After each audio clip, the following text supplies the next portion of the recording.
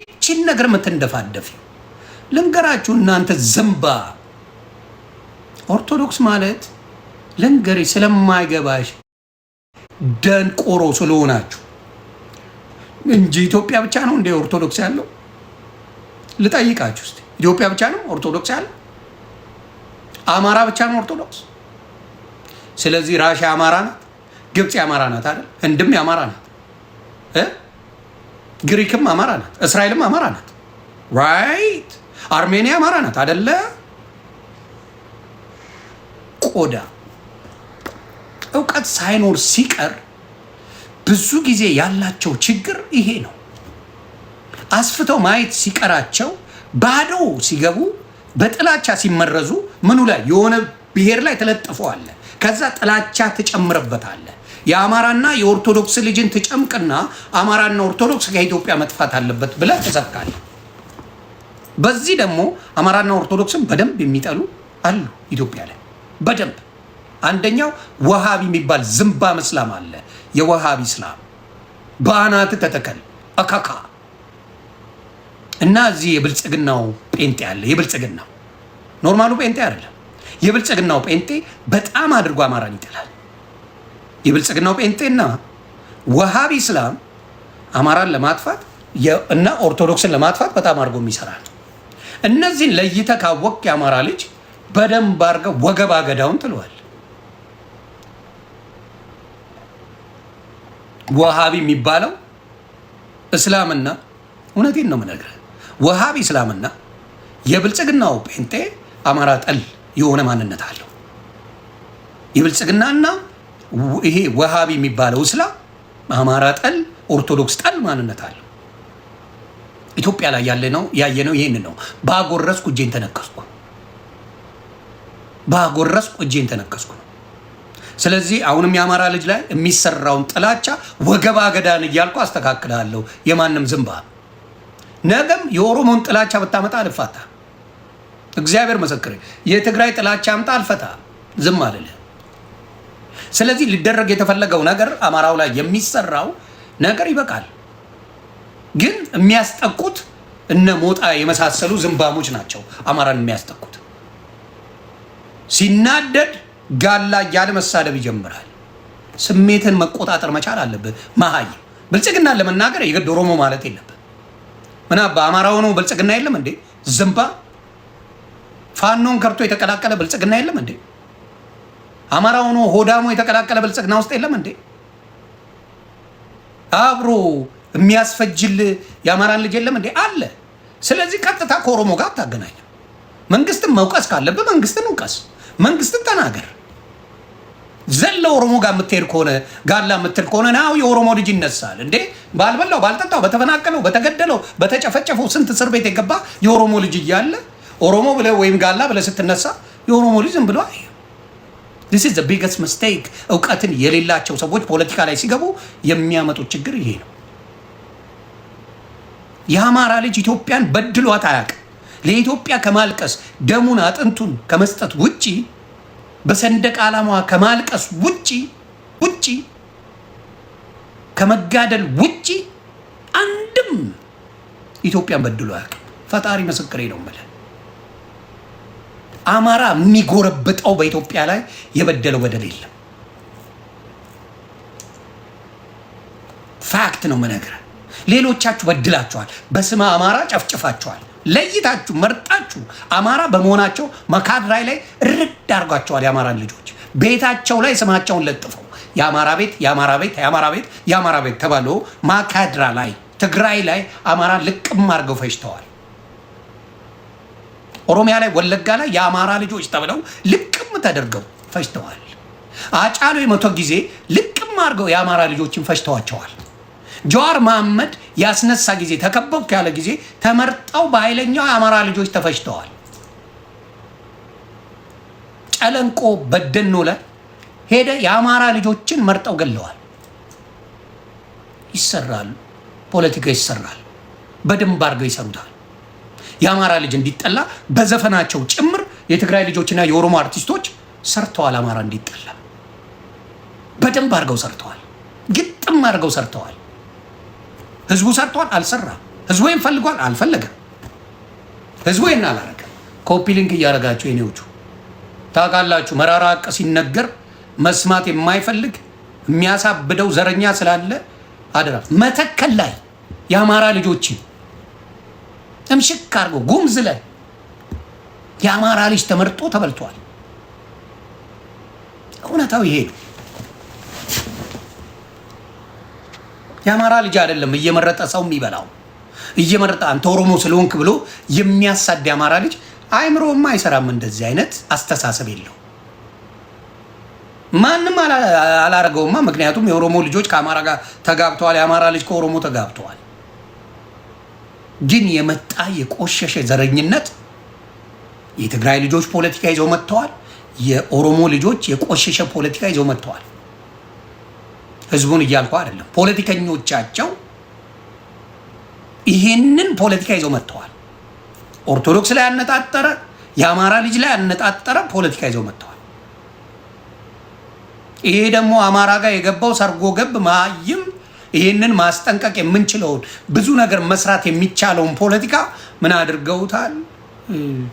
በስድብ ቤተሰቦቼን ልጆቼን ምናምን ማይም ቅራቅንቦ እያመጡ ያሰድቡብህና ፖለቲካውን ያስበሉታል። ከዛስ ባዶውን ትቀራል። ተከፋይ ናቸው። ስለዚህ አሁንም አስቴር በዳኔ የሰራችው ይህንን ነው። ኦሮሞ ይወደኛል ብላ ነበር የሰራችው። ቀንዷን ብለው አባረሯት። አንፈልግሽም ነው ያሉት እዛው በጸበልሽ። ምክንያቱም የኦሮሞ ህዝብ ከአማራ ህዝብ ጋር ችግር የለበትማ፣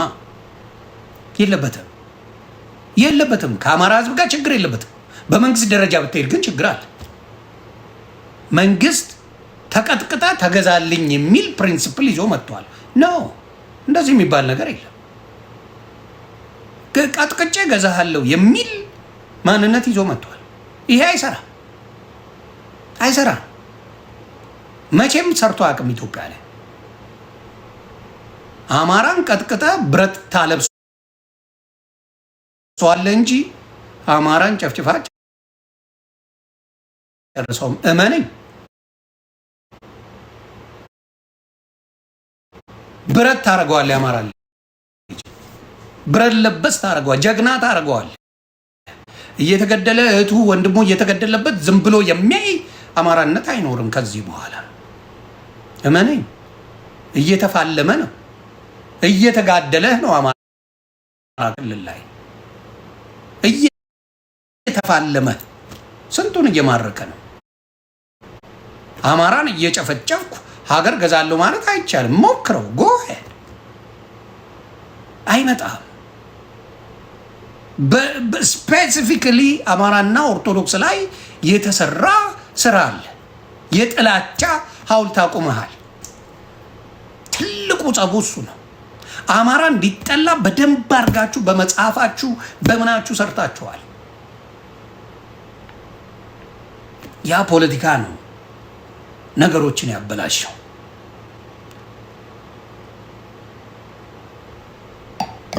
ስለዚህ አስቴር በዳኔ ዛሬ የሰራችው ዛሬ የተናገረችው ንግግር አየ አማራ አንድ አለመሆኑ ጎርቶታል። አንድ አለመሆኑ ደግሞ ሶሻል ሚዲያ ላይ ያሉ አሁንም እነ ሞጣ ያሉ ዝምባሞች ናቸው። አማራን ለማስከበር አይሰሩትም። ያበላሸዋል። መጥቶ ድብልቅልቁን የአማራን ፖለቲካ ገደል ይከተዋል። ፍላጎቱ ምን እንደሆነ ልታውቀው አትችልም። አንድ ላይ ተባብሮ መስራት የሚቻለውን ነገር ያፈርሱታል። ይመጡና በተቧድ ነው ምናምን ይመጣሉ። ከዛ ሲሰራ ሌላ ይኸው እስቲ አሁን ጀዋር ይመጣል ሌለ እንደ ሰሞኑን መቶ ቲክታክን ሲያንቀጠቅጥ ታየዋለህ። ጀዋርን ታየዋለህ። አየህ የአማራን የሚበላው ለአማራ ፖለቲካ ሰራለው የሚለው እንጂ የሚበላው ሌላው አይደለም። ገና ቪው ትንሽ ሲጨምርልህ ማልቀስ ይጀምራሉ። ስለዚህ እንደ አስቴር በዳኔ ያለ ቂጧን ጥላ ስንት ነገር ስታረግ የነበረች ወሮ በላ እቃቅ አማራ ላይና ኦርቶዶክስ ላይ ወጥታ ያዙ ይልቀቁኛለች። አዎ አሁንም ነግርሻለሁ። የፕሮቴስታንት ኢትዮጵያ ላይ መቼ ነበር የነበረው? አንቺ ንገረኝ እስኪ የምታውቂው እውቀት ያለሽ ጎበዝ። ፕሮቴስታንት መቼ ነው ኢትዮጵያ ላይ መጣ? ኃይለ ሥላሴ ጊዜ ነው። ምን ችግር አለው ብለው ያስገቡት ኃይለ ሥላሴ 100 ዓመት። ከዛ ውጭ ፕሮቴስታንት ምን እንደሆነ ኢትዮጵያ ላይ የሚያውቀውም ሰው የለም። ቀድሞ ኢትዮጵያዊነት ላይ ያለ እያለ ነጩ ያንቺ ጴንጤ ሰውዬ ነገረች።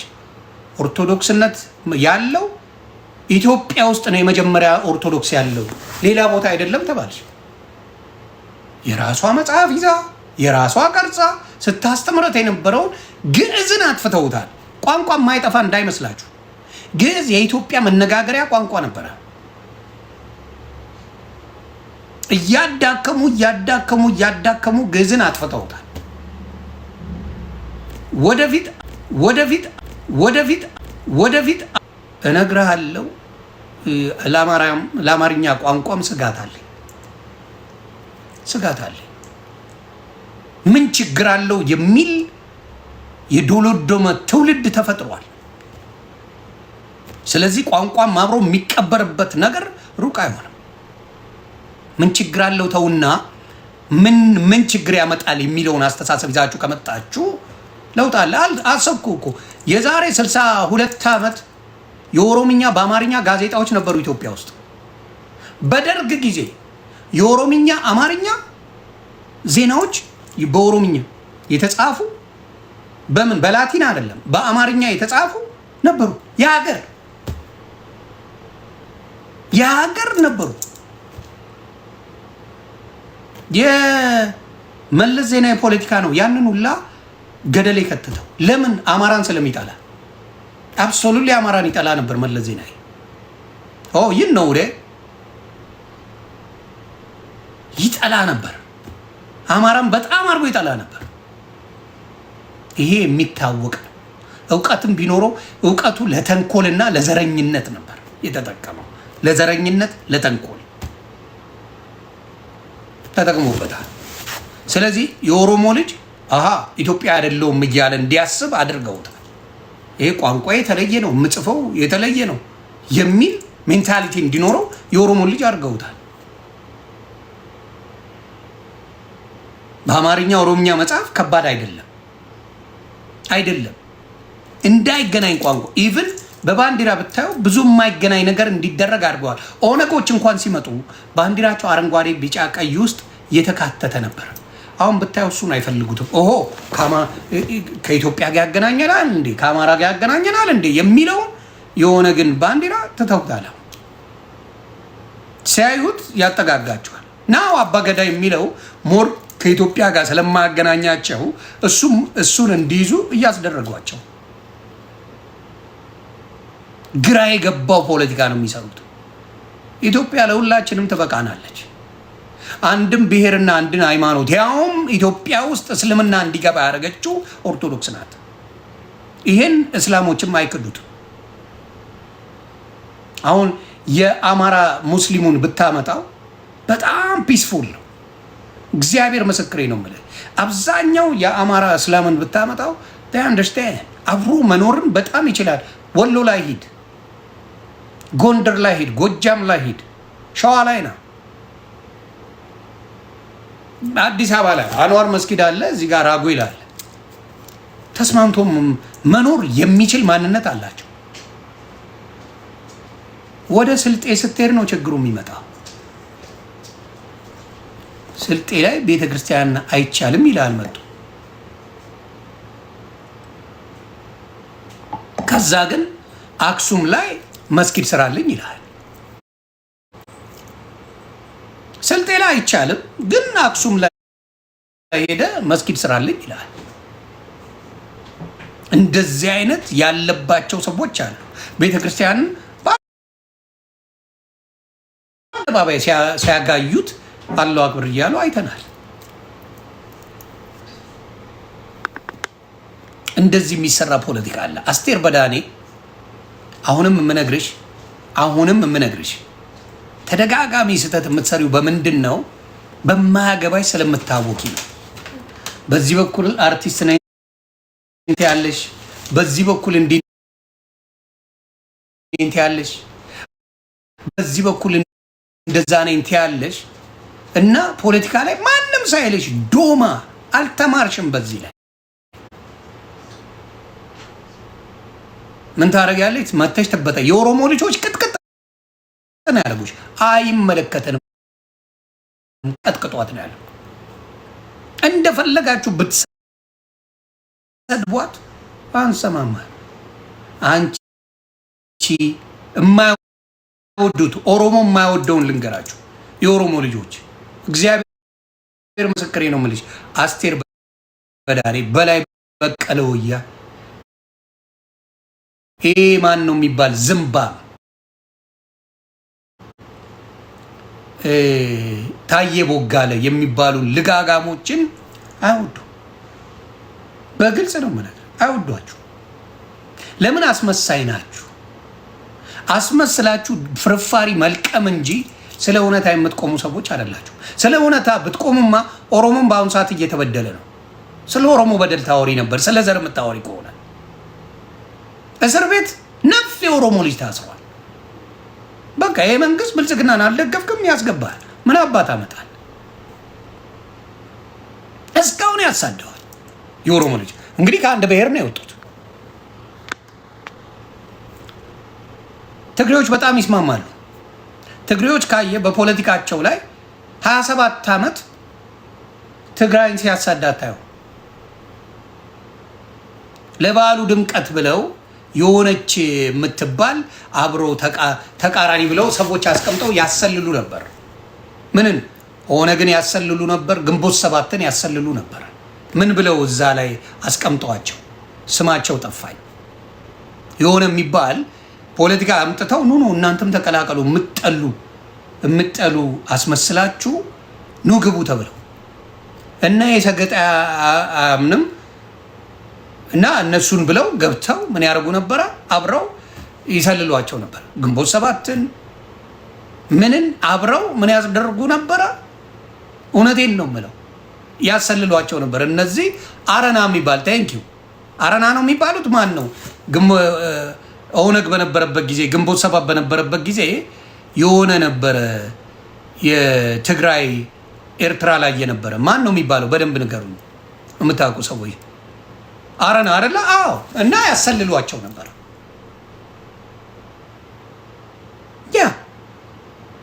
ያሰልሏቸው ነበር። እነዚህ መሀይማን ደግሞ ይቀበሏቸውና አብረው የሆኑ ነበር። ሙሉ ፖለቲካቸውን ይሰሩባቸው ነበር። ከትግራይ የሚያጉረመርም አልነበረም።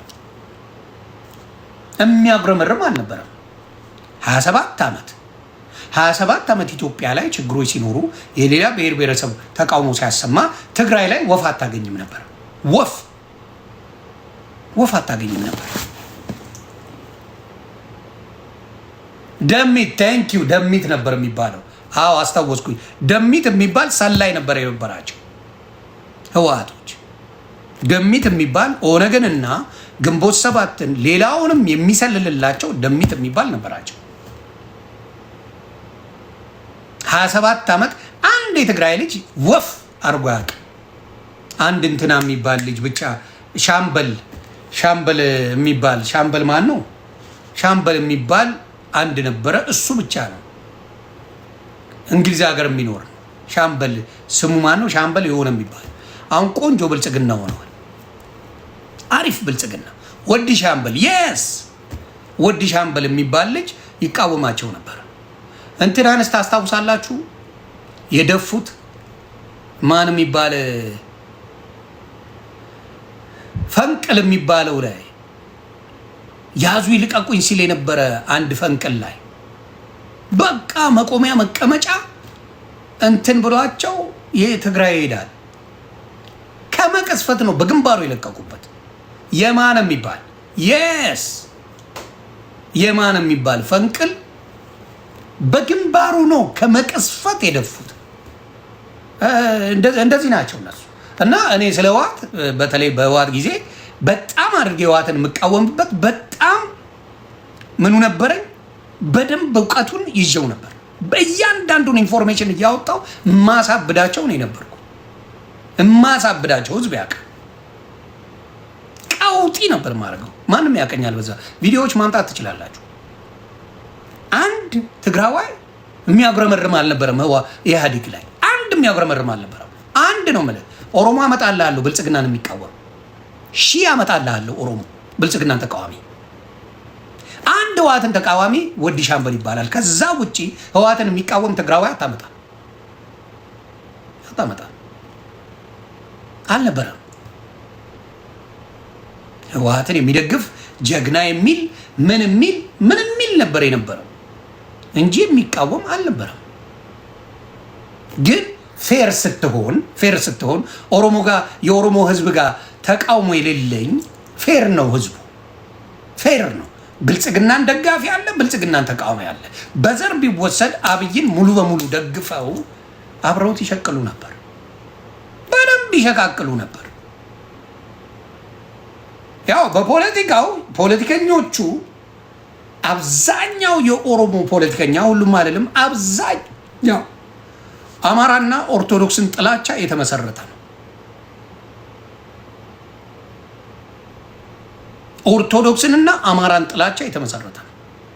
ግልጽ አድርጌ ልናገር፣ የኦሮሞ ኦርቶዶክስ መሆን መከራው ብዙ ነው። እኔ ማንን ታደንቃለህ ብትለኝ አማራ ክልል ላይ ያለ ኦርቶዶክስን አይደለም፣ አዲስ አበባ ላይ ያለን አይደለም፣ እንዲሁም ትግራይ ላይ ያለ ኦርቶዶክስን አይደለም ማውራ። እግዚአብሔር ምስክሬ ነው የምልህ። በጣም የሚደንቀኝ እንዴት ኦሮሞ ሆነ ኦርቶዶክስ ሆናል። ድንቅ የሆነ መስዋዕትነት ማለት ትክክለኛ ከብዙ ነገር ታግሎ የሚኖር የኦሮሞ ኦርቶዶክስ እግዚአብሔር በበረከቱ ይጎብኛችሁ። ትልቅ እውነት ይዛችሁ ነው። በዚህ በኩል አንተ ዲቃላ ትባላለህ፣ በዚህ በኩል የአማራ እምነት ነው ትባላለህ፣ በዚህ በኩል ለምን እስላም አልሆንክም ትባላለህ፣ በዚህ በኩል እንዴት ዋቄ ፈና አልሆንክም ትባላለህ፣ በዚህ በኩል ለምን ጴንጤ አልሆንክም ትባላለህ። ኦርቶዶክስን እንደሚጠላ ብልጽግና ፓርቲን የምታየው የኦሮሞ ውስጥ ያሉ አንድም ኦርቶዶክስ የሆነ በፓርቲያቸው ውስጥ በምን ላይ በፓርቲያቸው ውስጥ በኦፒዲዮ ላይ አታገኝም። ኦፒዲዮ ላይ ኦርቶዶክስ የለችም። ስለዚህ ጥላቻቸው ግልጽ እንደሆነ ይታያል። ጥላቻቸው ኦርቶዶክስ የተባለ ኦፒዲዮ ላይ ወፍ አታገኝም። ያለው ፕሮቴስታንትና ትንሽ ሙስሊም አለ። ትንሽ ብዙ አይደለም። ሽመልስ ግጥም ያለ ጴንጤ ነው። ዳኒ እልል ያለ ጴንጤ። አዳነች ብትል አብይ ያው የታወቀ ነው። አዳነች ብትል ሽመልስ ብትል እንዳለ አምጣቸው። በቀለ ገርባን በለው ይቅርታ፣ በቀለ ገርባ አልኩኝ። እሱም ጴንጤ ነው። ግን እነ ሌሎችም ብታመጧቸው ታከለው ማበለው እያንዳንዱ ብታመጣቸው ሌሎችም እዛ ውስጥ ያሉ ሰዎች በፍጹም አንድ ኦርቶዶክስ የላቸው። ይህ ምን አባ ሽመልስ ነው ደግሞ ኦርቶዶክስ ነው የምትለው?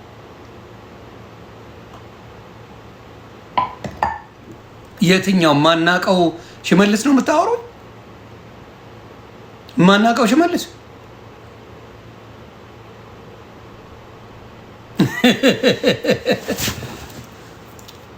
አዎ ህዝቡማ አልኩ እኮ ህዝቡማ ኦርቶዶክስ ነው። ከ15 ሚሊዮን በላይ ተባረክልኝ። የስ የኦሮሞ ህዝብ ኦርቶዶክስ አለ። ድንቅ ህዝብ ነው ኦርቶዶክስ በመሆኑ እያልኩ እኮ ነው በደንብ። ስለዚህ አሁን ለምሳሌ ኢቭን አጫሉን ብታመጣ ኦርቶዶክስ ነው።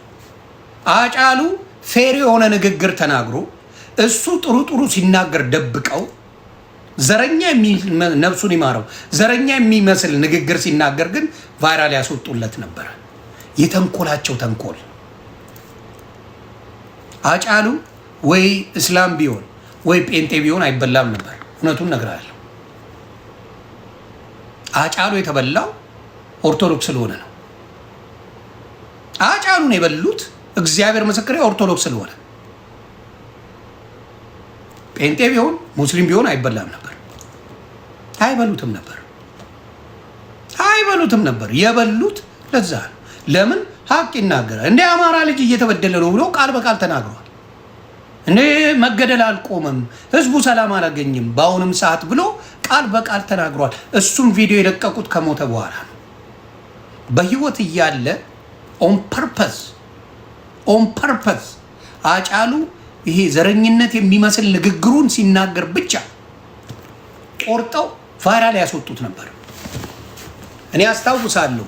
አጫሉ ጀግና ነው ብዬ ያበድኩበት ቪዲዮ አለ፣ እስካሁን ለታሪክ ተቀምጧል። አጫሉ ዝፈን ለምን ትለኛለህ ብሎ የት ሚሊኒየም አዳራሽ ወንድሜ እስር ቤት ነው ያለው። ወንድሜ እስር ቤት ታስሮ እህቶቼ ታስረው ዝፈን አትበለኝ እያለ ቀውጤ አድርጎ ሚሊኒየም አዳራሽ ዘፍኖ ህወሓቶች ሲንጫጩ አይቼ እኔ አጫሉን ሰማይ ያደረስኩ ሰው ነበርኩ። ዘረኛ ሲመስለኝ ነው የተናገርኩት እንጂ በዛ ሰዓት አጫሉን የሚያክል የለም ብዬ ቴዲን ራሱ ወቅጨው ነበር። ቴዲ አፍሮን ራሱ ጀግና ለእኔ አጫሉ ነው ብዬ። ስለዚህ እያንዳንዱን ነገር አይቼዋለሁ። ሃይማኖት ላይ አስቴር በዳኔ ሄዳለች፣ ኦርቶዶክስ ላይ የአማራ ልጆች ላይ ሄዳለች። ሁለታችሁም እንዳትፋቷት ይቺን ዝንባ። ኦርቶዶክስንም ሄደሻል፣ እንዲሁም የአማራ ልጆችን ምንም ባላረጉት በሚበደሉ በሚጨፈጨፉት ክልላቸው ላይ እንደፈለጉ በሚያረጓቸው ሰዓት በዚህ ሰዓት ቢያንስ አንቺ እውነተኛ እግዚአብሔርን የምታቂ ሴት ብትሆኚ ዱርዬ ጋጦጥ ጋለሞታ ስለሆንች እንጂ እግዚአብሔርን ብታቂ በአሁኑ ሰዓት ማን ቦታ ላይ ነው እየተጨፈጨፈ ያለው? መንግስት ነው እንዴ የተበደለው? እስቲ ንገሪኝ። መንግስት ተበድሏል? መንግስት ተበድሏል? እስቲ ንገሪኝ አንቺ ምን ነው የተበ ጴንጤ በአሁኑ ሰዓት ተበድሏል? የማንም ዝምባን መጨፈሪያ አይደል ይሆን ነው? የማንም እየመጣ አይደል እንዴ እንዲህ ነኝ እያለ ፓስተር ነኝ እያለ የፈለገውን ነገር የሚያደርገው? አየህ፣ እውነቱ የተበደለው ህዝብ ላይ አይደለም እየተናገርሽ ያለሽው። ምንም እስካሁን የሚጨፈጨፍ አዲስ አበባ እንዳትገባ የተባለ ህዝብ አለ። ከአማራ እንዳትገባ አትገባም፣ ምን አባት አመጣለህ የተባለ ህዝብ አለ። አማራ በመሆኑ ስንት በደል የሚደርስበት ኢትዮጵያ ላይ እንዳለ እያያችሁ ነው። ፖለቲከኞቹ ያንን ነው የሚያደርጉት። ራሱ አብይ ተናግሯል። አካም በማለት እንትን የምትሉ ሰዎች አላችሁ ብለዋል። ራሱ ነው የተናገረው። የማይክደው ሀቅ ነው። ኤርሚያስ ለገሰን በገንዘብ አይደል የገዙት? ይሄን ዝምባ አታዩትም እንዴ? እኛ ስንናገር ቀድመን ለመስማት ፈቃደኛ አልነበራችሁ። ኢትዮ 360 የሌቦች ጥርቅም ነው ስለ አትሰማ። ለገንዘብ የተመሰረተ ማንነት አላቸው ሲባል አትሰሙ። አሁን ስለ ድስት፣ ስለ ምሳቃ፣ ስለ አካሄድ፣ ስለ ቡታንታ፣ ስለ ቁንጣ፣ ስለ ምን የሚወራሩ ሰዎች ናቸው። ይህን የአማራ ህዝብ ያልቡታል። አንድ ብር ላይ አማራን ጠይቄ አውቃለሁ? በዛ ደረጃ በኢትዮጵያ ጉዳይ ላይ ገብቼ ስናገር የአማራ ህዝብ ሊሆን ማኛ ይህን ማስከፈቻ፣ ይህን ማድረጊያ፣ ይህን መፍጠሪያ፣ ይህን ማድረጊያ ያለ ሰው አለ? የለም። ማንነት ከጥቅም ጋር የሚያዝ አልነበረም። ሆኖም አያውቅም። ማንነት አላማ ነው። እነ ጀዋር ብትለው በገንዘብ ህዝብን እጥብ አድርጎ የበላ ሌባ እስካሁንም ሳይሰራ የሚኖር በኦሮሞ ገንዘብ ብቻ ቀብረር ብሎ የሚኖር ጀዋር መሐመድ ይባላል። ለኦሮሞ ህዝብ አስበው ነው። ያው ነው ጋማን ይትዱ ገንዘብ ነው። እናንተና ብትሏቸው እነ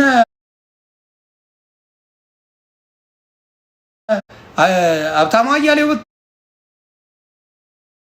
ብትለው እነ ምናምን እነ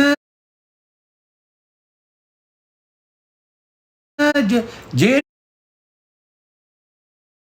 ብትላት ኤርሚያስ ለገዛ ጫፓ ነው አባቴ። እንዳይመስላቸው የህዝብ ጉዳይ ቢሆን ችግርን ዋጥ አድርገ ምን ታደርገው ነበር?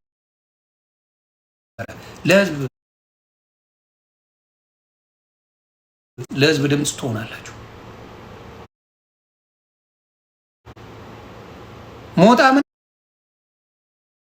ሞጣ ሾጥ ነው። ምን